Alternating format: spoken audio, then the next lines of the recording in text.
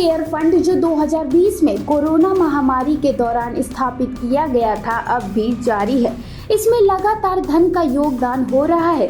इसके गठन के समय यह सवाल उठ रहे थे कि जब पहले से एक राहत कोष मौजूद था तो इस नए फंड की आवश्यकता क्यों पड़ी। बावजूद इसके फंड ने तेजी से बढ़ते दान और योगदान से सफलता प्राप्त की और इसकी आलोचना के बावजूद इसने कई महत्वपूर्ण कार्य किए।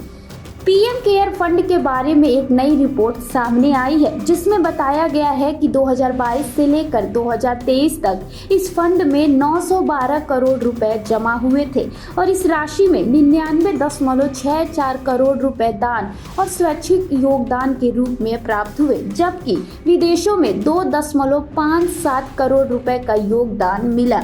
इसके अलावा फंड को ब्याज के रूप में 170.38 करोड़ रुपए का लाभ हुआ, जिसमें से 154 करोड़ रुपए नियमित खातों से और 16.07 करोड़ रुपए विदेशी योगदान खातों से प्राप्त हुआ।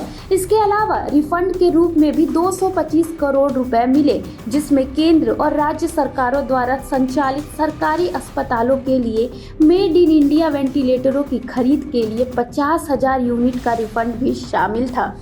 वित्तीय वर्ष 2022-23 के दौरान पीएम केयर फंड ने कुल 439 करोड़ रुपए खर्च किए। इनमें से 346 करोड़ रुपए बच्चे के लिए दिए गए और रिपोर्ट्स के अनुसार इस फंड का उद्देश्य मुख्य रूप से कोरोना महामारी के दौरान राहत कार्यों के लिए था। लेकिन अब यह सवाल उठ रहा है कि जब महामारी का संकट कम हो गया है तो इस फंड का संचालन क्यों जारी है। पीएम केयर फंड की आलोचना यह है कि कोरोना महामारी खत्म होने के बाद भी यह फंड क्यों बंद नहीं किया गया। इसके गठन के समय यह वादा किया गया था कि यह केवल आपातकालीन स्थितियों के लिए होगा, लेकिन अब यह एक सामान्य फंड की तरह काम कर रहा है और इसमें पैसा जमा हो रहा है।